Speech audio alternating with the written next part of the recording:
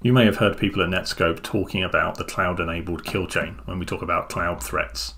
This could be the attack matrix steps, or it could be the more traditional kill chain steps. Either way, each of these steps can be prevented in many cases by controls provided by Netskope. And in this demonstration, I just wanted to show you an example of an insider threat, a malicious insider acting on Salesforce, and how Netskope can help prevent that attack from being successful. So on this machine, I'm going to play the role of the malicious insider. I have access to a Salesforce instance because I am an employee, but my access is very limited. I can't actually see any of the accounts or opportunities that my company has in Salesforce. I basically just have access to the chatter facility for communicating with other people within the organization through Salesforce. I'm going to need to escalate my permissions. I'm going to need to gain access to a different user's account in order to access sensitive data that I want to take with me, perhaps when I leave the company. And I've identified Eve as a senior member of our organization whose account would be appropriate for me to gain unauthorized access to and steal data from. So the first thing I'm going to do is I know a little bit about Eve. I know her favorite sports team, I know her pets' names, and so I'm going to take a few guesses of what I think Eve's password might be, just in case she set quite a weak password and I could actually brute force my way into her account. And I might try several of these logins, but it doesn't really get me very far. And so I'm going to need a more sophisticated approach. So a little bit of research on my favorite hacking forums soon shows me that there's a couple of ways that I could try and compromise Eve's account or her machine. And so I could either use some form of phishing in order to steal her credentials, or I could try and infect her machine somehow. So with this newfound knowledge from the hacking forums, I'm going to do two things. One is I'm going to create a simple phishing site, and that is going to be hosted within Google Forms. My company allows me access to Google. This is my own personal Google account. My company doesn't stop me using that, and this form is going to be very simple, and it's going to pretend to be a Salesforce form. So when the user looks at it, it's going to look like this, and perhaps they're going to be tricked into entering some details which will be available to me then through the Google Forms mechanism. So I'm just going to copy this URL. Now the second thing I'm going to do is not use or attempt to access Eve's account directly. What I'm actually going to do is compromise an intermediary user, and that user is going to be Dave. So I'm going to use my Salesforce chatter to communicate with Dave to deliver the Salesforce phishing page. So here I'm going to share an update within Salesforce, and I'm going to @, Dave. There he is, Dave Houston. And I'm just going to say something simple here. I'll just say, check this out, and I'm going to send him the link in the hope that he then tries to use it to what he thinks is sign on to Salesforce. So I'll share that with Dave. Now on Dave's machine, which we can take a look at, he may be working in Salesforce. He has additional privileges, but he doesn't have the powers that Eve has. And so I'm going to use his account, but I'm going to actually still go after Eve as my endpoint destination. I can see that Dave has an alert, and that's that someone called Ross has mentioned him in a chatter and has sent him a link to check something out. So he's going to click on that link, and if his security awareness training hasn't really sunk in, then he's going to perhaps try and log into this organization with his credentials. And I'll put in a password, and he clicks submit, and something went wrong. You know, he could try again to log in and so on. So classic kind of phishing site really for Dave at Netskope.com. So with this action taken, Dave's role in this attack is kind of over, because back on my forms here I can see that I have a response. So I've got Dave's credentials and I've got his password, and I can now use those to log into his Salesforce instance. So I simply need to log out of my Salesforce and log in instead as Dave at Netskope.com, and we'll sign in. Now, as I said, Dave has additional permissions, but he's not the user I'm ultimately attempting to compromise.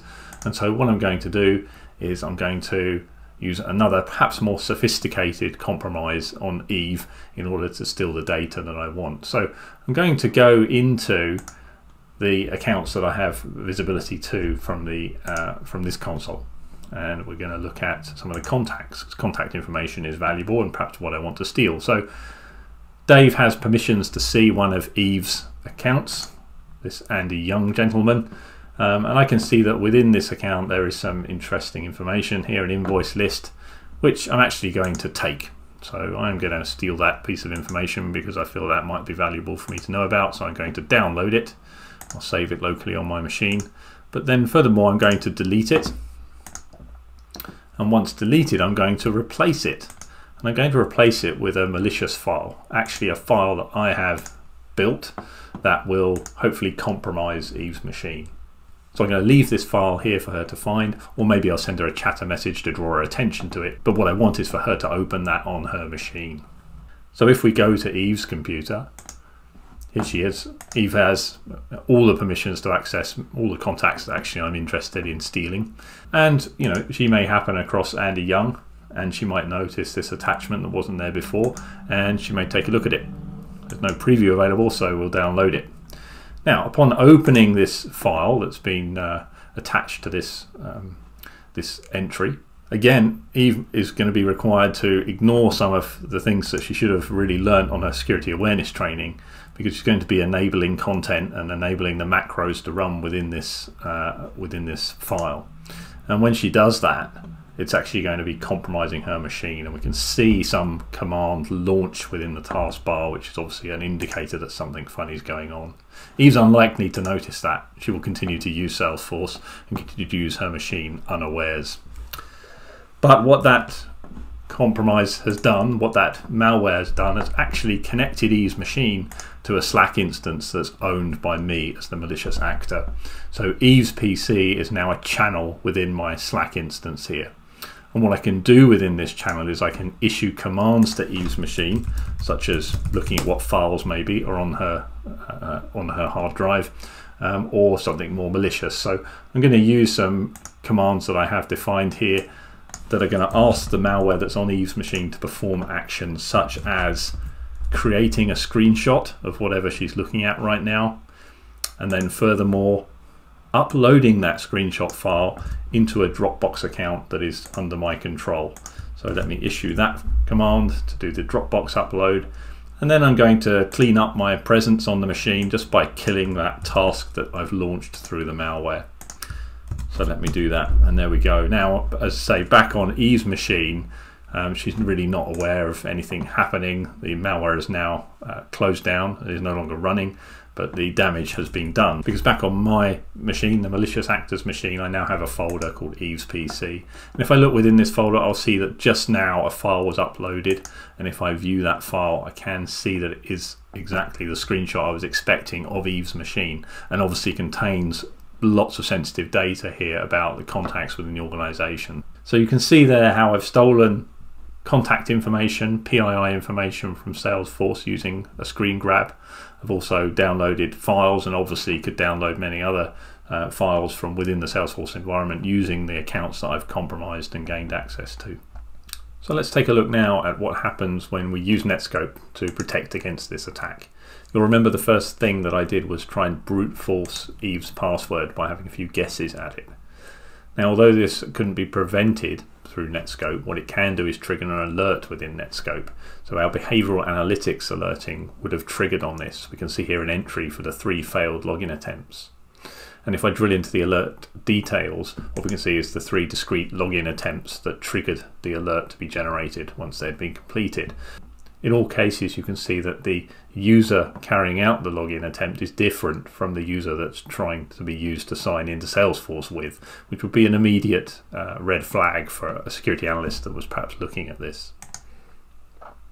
Now, the second action that I took after trying to brute force the password was to perform some reconnaissance, and I went to the hack forum pages to find out how I could learn to compromise an account.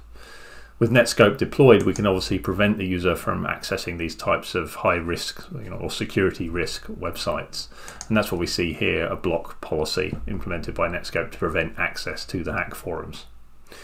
If I was to carry on with my exploit and try and create my phishing page within Google Drive in order to try and steal the credentials of Dave, then also Netskope could prevent access to that.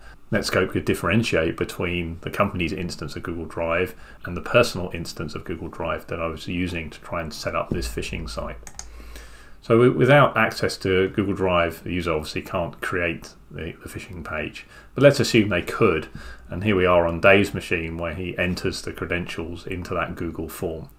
And there's another opportunity here for Netskope to recognize that something is going on that perhaps shouldn't be, and that is when the password and user credentials are submitted into this form, Netskope can actually detect the presence of the company email address, and as the pop-up is showing here, we can generate the security alert that blocks that submission. And it means that the credentials entered by Dave wouldn't actually be submitted into the Google form.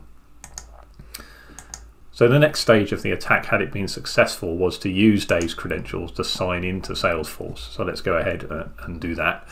When we perform this action, once again, we're probably going to generate an anomaly within the user's behavior that will be picked up by Netskope. So if I look in my instance and anomalies at shared credential anomalies, what I'm going to see in here is a graphical representation of both Ross and Dave having used Dave's credentials to sign into Salesforce. So once again, this would be a red flag to a security team member that there was something going on here, that different users were using the same credentials, and this could indicate a security incident.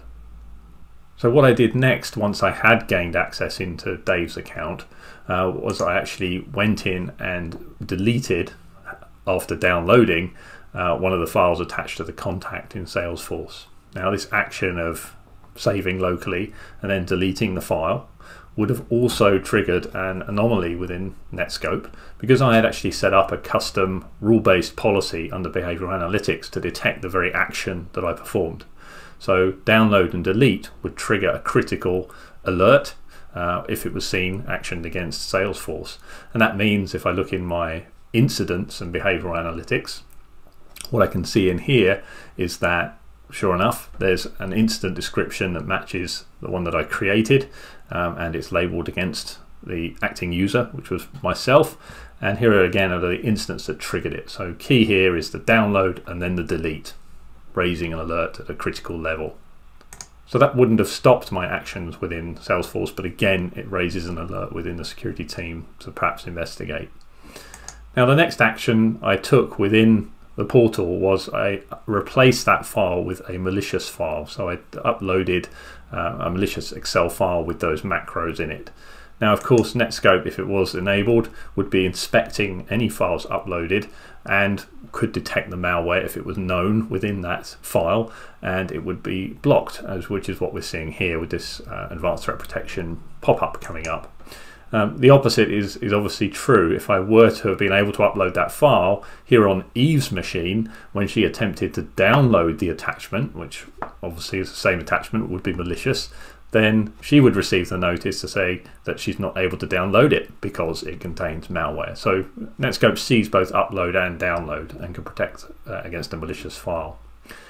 Now, if we somehow managed to get through all the protections so far and got to the stage where Eve was actually going to open up the malicious Excel file and run the macros contained within, then the first thing that this malware does is call home to the Slack instance, if you remember. Now, if we are controlling access to Slack instances that don't belong to our company, then once again, as this malware initiates and tries to call into Slack, you can see this kind of unattended or not user generated event creating another block, preventing the malware from actually registering with Slack, and that command and control process beginning. Finally then, for the exfiltration of data, here we are within our Slack command and control. If we had been successful in getting this far and we'd created our screenshot locally on the machine, we now want to enter our Dropbox command to upload it into a Dropbox account. When we issue that command, which I've just done, what we'll see on Eve's machine is that a data protection pop-up once again launches from Netskope saying that somebody's trying to upload file to an unmanaged cloud application. So the actual upload taking place is triggering the policy in this case. So what you've seen there is Netskope protecting a user against a fairly sophisticated malicious insider threat and attack. Obviously we would hope that that attack would be thwarted at the very first step, but Netskope can provide protections all the way through that kill chain if necessary. The policies used throughout the demonstration have been inline policies, so policies within the next generation secure web gateway. And these can be set up very simply, but provide the powerful protection that we've demonstrated today.